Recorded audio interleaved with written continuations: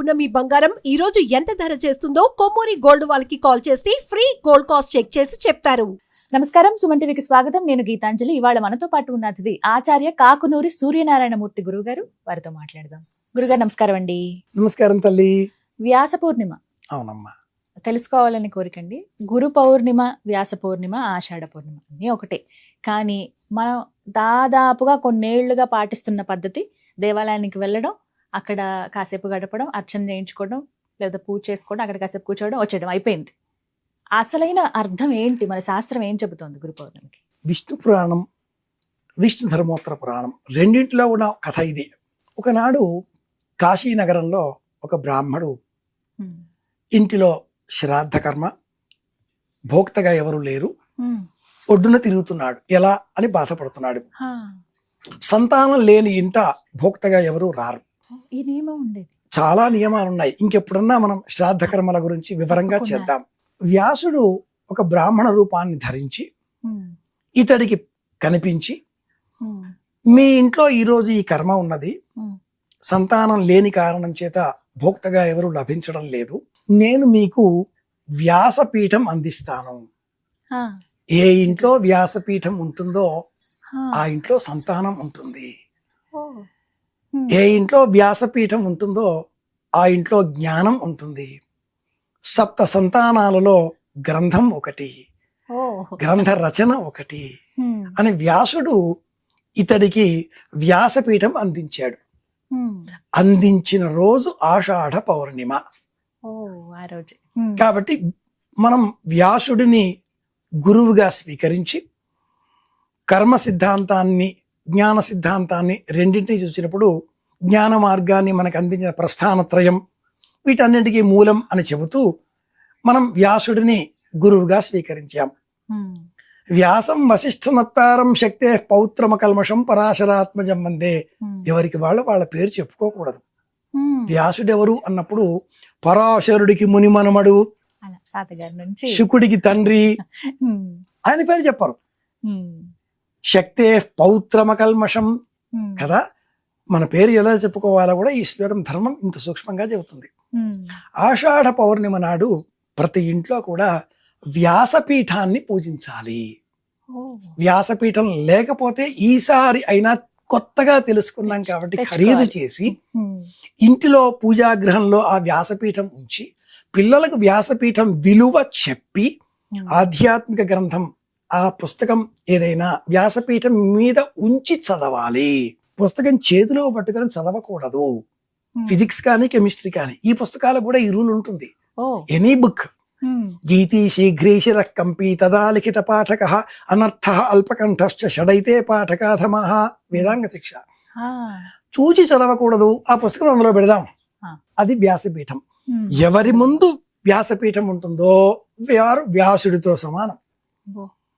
అందుకని ఆషాఢ పౌర్ణిమను గురు పౌర్ణిమ, వ్యాస పౌర్ణిమ అంటూ మన వారు తెలియజేశారు. ఈ రోజున ఎవరిని మనం గురువుగా స్వీకరించామో వారికి మనం బహుమానాలు ఇవ్వాలి. ఎటువంటి బహుమానాలు ఇవ్వాలండి?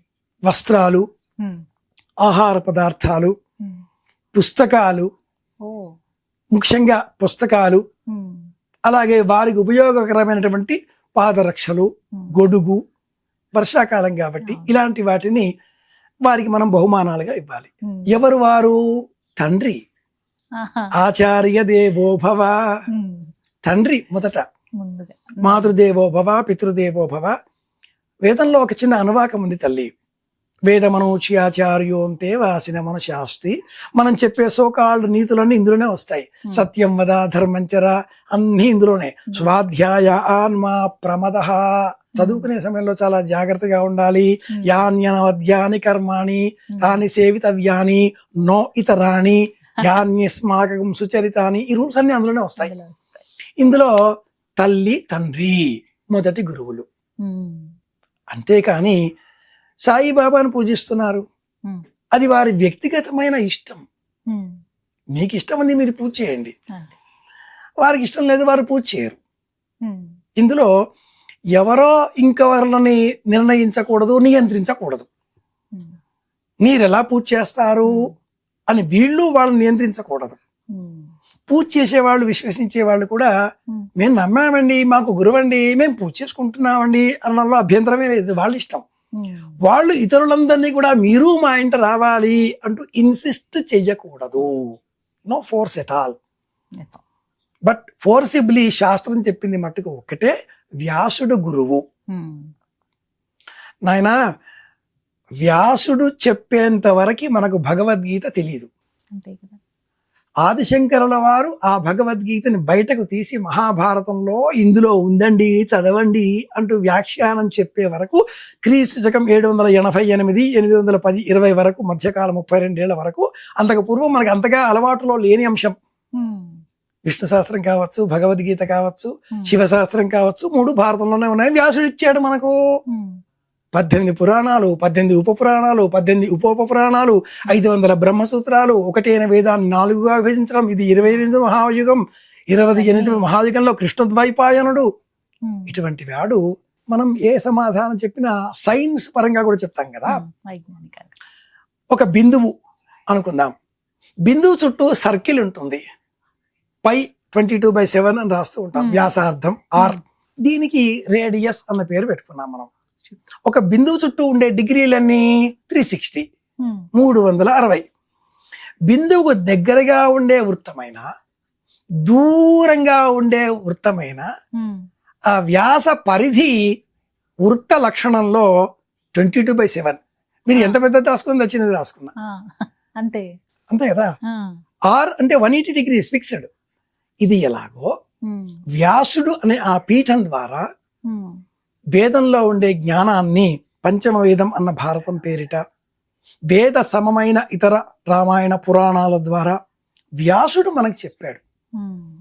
మనకు తెలిసిన హరిశ్చంద్రుడు సత్య హరిశ్చంద్రుడు. అబద్ధాలు ఆడాడా? ఆయన పేరే సత్య హరిశ్చంద్రుడు కదా. కానీ హరిశ్చంద్రుడు అబద్ధం ఆడాడు అని వేదం చెబుతుంది. వేదంలో ఉండే హరిశ్చంద్రుడు పేరు. ఆ హరిశ్చంద్రుడు కుమారుడు పుడితే వరుణదేవుడికి ఇస్తాను అన్నాడు. ఇవ్వలేదు. కొంతకాలం గడిచింది. వరుణదేవుడు వచ్చి అబ్బాయిని ఎప్పుడు ఇస్తావు అని అడిగాడు. ఉపనయనం చేశాక ఇస్తాను అన్నాడు. ఉపనయనం చేయడం మానేశాడు. వశిష్ఠుడు కుల పురోహితుడు కాబట్టి ఆ పిల్లవాడికి ఉపనయనం చేస్తే వాడు పారిపోయాడు, పట్టుకొచ్చాడు. ప్రజలంతా కూడా కన్నబిడ్డలతో సమానం కాబట్టి ఏ ఇంట్లోనైనా 3 కుమారులు ఉంటే, వేదంలో ఫ్యామిలీ ప్లానింగ్ అది ఇంకో కథ, 2 కనాలి, 3 కనకూడదు. ఏ ఇంట్లోనైనా 3 కంటే ఒకరిని తీసుకువచ్చి వరుణదేవుడికి అప్పగించండి అంటూ షార్ట్ కట్ టెక్నిక్ వశిష్ఠుడు ఈ హరిశ్చంద్రుడికి చెప్పాడు. అక్కడి నుంచే మొదలు ఈ షార్ట్ కట్ టెక్నిక్స్ వ్యవహారాలు. దాంతో ఏ ఇంట్లోనైనా ఉన్నాడా? ఒక ఇంట్లో ఉన్నాడు. శునశ్శేఫుడు అనే వ్యక్తి ఒక ఇంట్లో ఆ 3లో మధ్యవాడు. ఇంటికి మీ ఇంట్లో 3 పిల్లలు ఉన్నారు కదా అంటూ భటులు పెడితే, పెద్దవాడిని తండ్రి నేను ఇవ్వను అన్నాడు, చిన్నవాడిని నేను ఇవ్వను అంది తల్లి, మధ్యవాడు తనకు తానే నన్ను తీసుకుపోండయ్యా అన్నాడు. వచ్చేశాడు. వాడు విశ్వామిత్రుడికి మేనల్లుడు.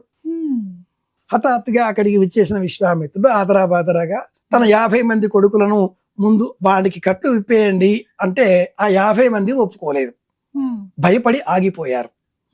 దాంతో విశ్వామిత్రుడు తన కుమారులను అంధరకులు కండి అంటూ శపించాడు. వాళ్లే ఆంధ్రులు, వాళ్లే తెలుగు వాళ్ళు, వద్దన్న పని చేసేవాళ్ళు.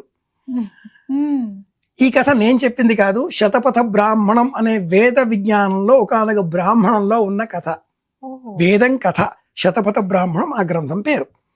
ఆంధ్రుల పుట్టుక ఇలాంటిది. మన విషయంలోకి వచ్చేస్తే, కొడుకు పుడితే ఇస్తాను అన్న విశ్వామిత్రుడు ఇవ్వలేదు కదా, ప్రత్యామ్నాయాలు ఆలోచించాడు కదా. అంటే ప్రాథమికంగా అబద్ధం చెప్పినట్టే కదా. హరిశ్చంద్రుడు సత్యం వద ధర్మంచర స్వాధ్యాయ ఆన్మా ప్రమద అని వేదం ఈ వేదాంగ శిక్ష మంత్రం చెబుతూ అక్కడే ఒక మంచి నీతి చెప్పింది. అనవసరంగా మాట్లాడకు. ముందు ఎంత అవసరమైతేనో, తప్పదైతేనో కొన్ని పదాలు అలా మాట్లాడిసి ఊరుకో. చెప్పకు. చెప్పే నోటికి చూసే శక్తి లేదు, చూసే కంటికి చెప్పే శక్తి లేదు. Keep quiet. Finger on mouth. LKG teacher చెప్పింది, బస్ ఖతం వినేయాలి.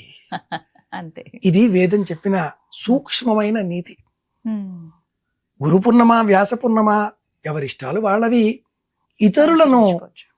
నిరోధించకూడదు, మీరు వెళ్ళకండి అనకూడదు. ఉమ్. మీ అభిప్రాయాలు మీరు చెప్పుకోండి. ఉమ్. బలవంతంగా ఇతరుల పైన ఇతర మతాల వాళ్ళు వచ్చి ప్రచారం చేసుకుంటున్నట్లుగా మతాలని ప్రచారం చెయ్యొద్దు. ఈసారి నుంచి ఈ విధంగా జరుపుకుంటాం గురుగారు. వ్యాసపీఠం తెచ్చుకొని చక్కగా తప్పకుండా. అక్కడ గ్రంథాలను పెట్టి పిల్లలకి ఆ విలువను చెప్పి మందిరంలోనే, ఇంట్లో ఉన్నటువంటి దేవుడి మందిరంలోనే పూజ చేసుకుని ఆ విలువ పిల్లలకి చెప్తే అది కదా అసలైన పండుగ అంటే. చాలా మంచి పని చేస్తున్నారు తల్లి. ఉమ్. హిమాలయాలలో ఎక్కడో కొండల మీద మనకు ఆంజనేయ స్వామి వారు కోతి రూపంలో కనిపించాడు అని ఆ మధ్యన ఒక ఫోటో బాగా పాపులర్ అయింది. అవును. మీడియా వాళ్ళు బ్రహ్మాండంగా దానికి ఒక Viral మార్కెట్ క్రియేట్ చేశారు. ఆ కోతి రూపంలో ఉండే ఆంజనేయ స్వామి వారి ముందు కూడా ఉన్నది ఉమ్. వ్యాసపీఠం, ఆ, దాని మీద రామాయణం పుస్తకం. ఉంటుంది. రామ చూసి రామ నేర్చుకోవాలి రామ కదా రామ. వ్యాసపీఠం ఉండాలి అని. ఇది ఇది కూడా చెప్తోంది మనకి. చాలా చక్కగా వివరించారు గురుగారు. ధన్యవాదాలండి. శ్రీరామ జయం. శుభమస్తు.